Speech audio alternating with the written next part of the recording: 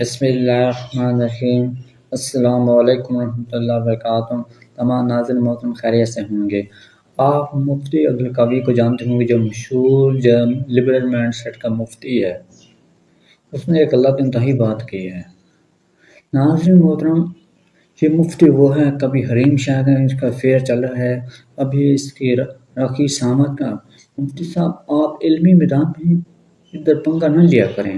آپ ادھر رقی سامت کے ساتھ شادی کا نکاح کریں، یا حلیم شاہ جو 40 نکاح کریں، کسی کو اپنی بیٹی بنائیں، کسی کو بہن بنائیں، کسی کو ماں بنائیں، وہ آپ کا کام ہے۔ عورتوں کے کہانی سنا کریں، ادھر آپ کے علمی میدان میں آپ کا کام نہیں ہے۔ یہ ایسا لبرل مائنڈ سیٹ ہے، اسی وہ مفتی ہے، اس نے حریم شاہ سے جتیاں کھائی ہیں۔ آپ سوشل میڈیا میں جا کے دیکھ سکتے ہیں حریم شاہ کو اس میں کیا مسئلہ پیش آیا۔ آپ میرے دوستو جائیے دیکھیے اس کا کیا ہے۔ بہرحال آپ اس مفتی کا اللہ جاری کے ساتھ ایک ڈیبیٹ ہوئی ہے 1 گھنٹے 60 منٹ کی، اس میں جس نے 36 سیکنڈ میں ایک بات کیا، اس کا ہم آج رد پیش کرنا چاہتے ہیں۔ اوپر حضرت بی بی شہر بانو کون ہے؟ اس وقت آئی مدینہ طیبہ میں، اس زمانہ خلافت میں آئی، سیدنا فاروق اعظم نے خود نکاح پڑھایا۔ امام اس نے کہا سید اعظم نے خود نکاح پڑھایا، یعنی حضرت امام حسین علیہ السلام کے ساتھ آیا۔ نکاح پڑھنا فضیلت ہے، تو سب سے پہلے حضرت ابو طالب علیہ السلام کو فضیلت حاصل ہونی چاہیے۔ کتاب میں سیرت حلبیہ اردو جلد 1 حصہ اول، ترجمہ مولانا محمد اسلم قاسمی، زیر سرپرستی ہے محمد طیب، دارالارشاد اردو بازار، MA جناح روڈ، کراچی، پاکستان۔ نمبر 139، جلد اول، نفس حصہ اول۔ خطبہ نکاح اور مہر، علامہ ابو الحسین بن فارس نے وغیرہ نے لکھا ہے، اس روز ابو طالب علیہ السلام کا نکاح کا یہ خطبہ پڑھا تھا۔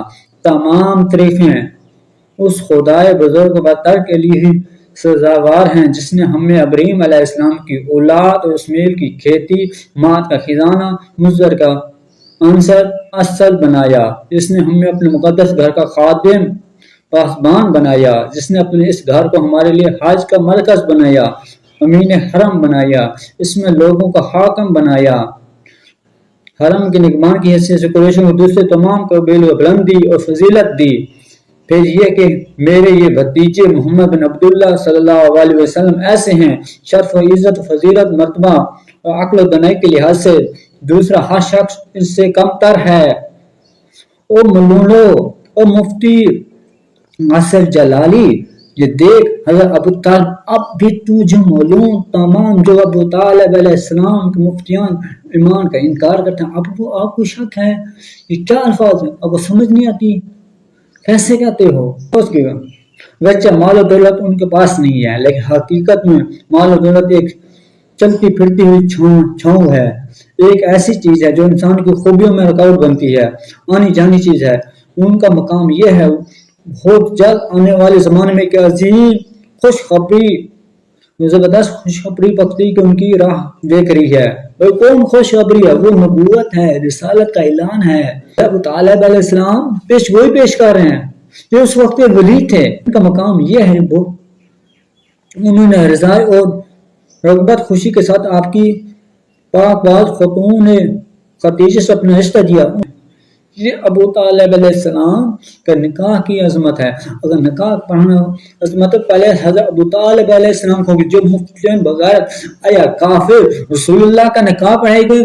آج تمام مفتیان سے میرا سوال ہے، آپ کسی کافر یہودی کو بلایا کریں، آپ اپنا نکاح پڑھوایا کریں اپنے بیٹوں کا، یا کسی مفتی جن نے شادی کرنا وہ بھی کافر کو بلائے، اپنا نکاح پڑھائے۔ پھر ہم آگے اس سے کلپ سنتا ہے، پھر ہم اس کا نقد پیش کرتے ہیں۔ یہ پھکی، یہ پہلی میں پھکی دی ہے، جیسے مرزا علی انجینئر پھکی دیتے ہیں۔ پھر اس کا کلپ سنیے گا۔ حسین کو کہا کہ یہ میرا شہزادہ ہے، اب آگے مقام ہے، اپنے نکاح فاروق اعظم پڑھائیں اور اس سے حضرت امام زین العابدین بی بی شہر بانو سے پیدا ہو۔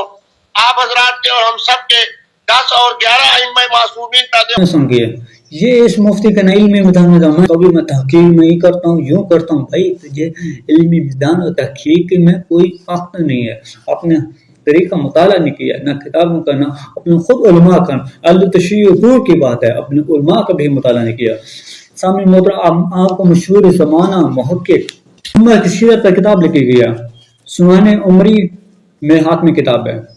حضرت عمر فاروق الفاروق تالیف علامہ شبلی نعمانی رحمۃ اللہ علیہ تاج انویٹڈ یہ شمس العلماء کا اسے لقب دیا ہے۔ اس صفحہ الفاروق کے صفحہ 249 پر کیا لکھتے ہیں؟ حضرت شہر بانو کا قصہ، اس موقع پر شہر بانو کا قصہ جو غلط طور پر مشہور ہو گیا ہے بھائی، قصہ علامہ شبلی نعمانی کا یہ قصہ غلط طور پر مشہور ہو گیا ہے بھائی، بات یہاں سے رد ہوگی۔ مفتی کبھی شرم آتی سے مطالعہ کرتے ہیں، اس کا ذکر کرنا ضروری ہے۔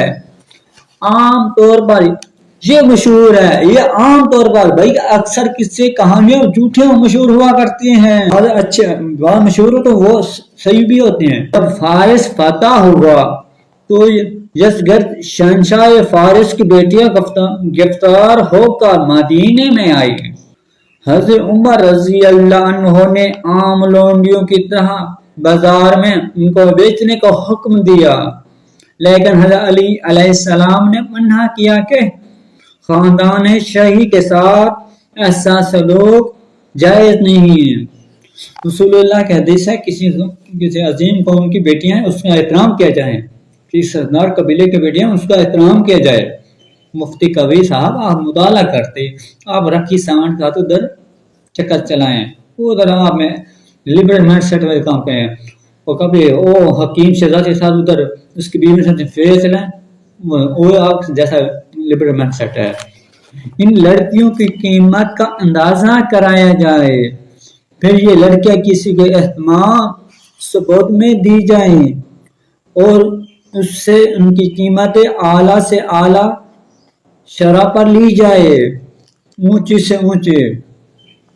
چاچا حضرت علی علیہ السلام نے خود ان کو اپنے اہتمام میں لیا، اور ایک امام حسین علیہ السلام کو، ایک محمد بن ابی بکر کو، ایک عبداللہ بن عمر کو عنایت کی۔ اس غلط قصے کی حقیقت یہ ہے، 3 بات۔ پہلے قصہ جو غلط اور مشہور کا عام طور مشہور ہے، 2 اس غلط قصے کی حقیقت، 3 بار کہا یہ قصہ غلط ہے بٹ 3 بار علامہ شبلی نعمانی کہہ رہے ہیں۔ غلط قصے کی حقیقت یہ ہے، زمخشری نے جن کو فن طریق سے کچھ واسطہ نہ تھا، ربیع الابرار میں اس کو لکھا۔ ابن خلقان نے امام زین العابدین علیہ السلام کے حال میں یہ روایت اس حوالے سے نقل کر دی، لیکن یہ محض غلط ہے۔ 3 بار کہہ دیا یہ محض غلط ہے، یہ صفحہ نمبر 250 پر لکھا ہے۔ اولاً زمخشری کے سوا طبری، ابن کثیر، یعقوبی، بلازری، ابن قتیبہ وغیرہ کسی نے اس واقعے کو نہیں لکھا، بھائی مشہور کتب نے نہیں لکھا۔ زمخشری کا فن طریق میں جو پایا ہے وہ ظاہر ہے، اس کے علاوہ تاریخی قرائن اس کے برخلاف ہیں، تاریخی قرائن شواہد اس کے خلاف ہیں۔ حضرت عمر رضی اللہ عنہ کے عہد میں یزگرد اور خاندانی شاہی پر مسلمان کو مطلق قابو حاصل نہیں ہوا، عمر کے زمانے فتح نہیں ہوئی ہے، یہ علامہ شبلی نعمانی یاد کر رہے ہیں۔ مفتی کبھی آپ کیا بات کر رہے ہیں؟ ان کے مارکے میں یزگرد مال تمام اہل ایان کے در سلطنت سے نکلا اور حلوان پہنچا۔ جب مسلمان حلوان پر بڑھے تو اسفیان بھاگ گیا اور پھر کرمان وغیرہ میں ٹکراتا پھرا۔ مروہ میں پہنچ کر 30 ہجری میں جو حضرت عثمان کی خلافت کا زمانہ ہے مارا گیا۔ اس کی آل اولاد اگر گرفتار ہوئے ہوں گے تو اسی وقت گرفتار ہوئے ہوں گے۔ مجھ کو شبہ ہے جس مسجد کو یہ بھی نہیں معلوم ہوا تھا جس کا قتل کس عہدے میں واقع ہوا، بھائی اسے معلوم بھی نہیں ہوا۔ اس کے علاوہ جس وقت یہ واقعہ بیان کیا جاتا ہے اس وقت حضرت امام حسین علیہ السلام کی عمر 12 برس کی تھی، کیونکہ جناب مبدوع ہجرت کے 5 سال پیدا ہوئے ہیں۔ فارس 17 ہجری میں فتح ہوا ہے، اس لیے یہ عمر بھی کسی قدر مستعبد ہے۔ حضرت علی نے ان کی نابالغی میں اس قسم کی عنایت کی ہوگی، نہیں اور مولا علی اس طرح کا واقعہ نہیں کر سکتے۔ آپ کس طرح گمان کرتے ہیں؟ اس کے آگے اس کے علاوہ ایک شہنشاہ کی اولاد کی قیمت نہایت گراں قرار پائے گی۔ حضرت علی نے نہایت رہتانا فقیرانہ زندگی بسر کرتے ہیں. بھائی مولا علی کو مال ہوتا تھا، مولا علی رائے خدا میں خرچ کر دیتے تھے. عرض یکا کسی حیثیت سے اس واقعے کی صحت پر گمان نہیں ہو سکتا، بھائی نہیں ہو سکتا ثابت. مفتی کبیر صاحب آپ پہلے تحقیق کرتے، اب سرچ کرتے. کاش آپ ہیں لبرل مائنڈ سیٹ کے مفتی، آپ نے کبھی سرچ بھی نہیں کی.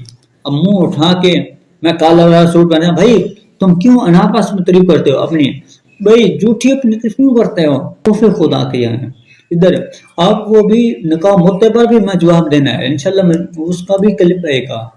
السلام ورحمۃ اللہ وبرکاتہ.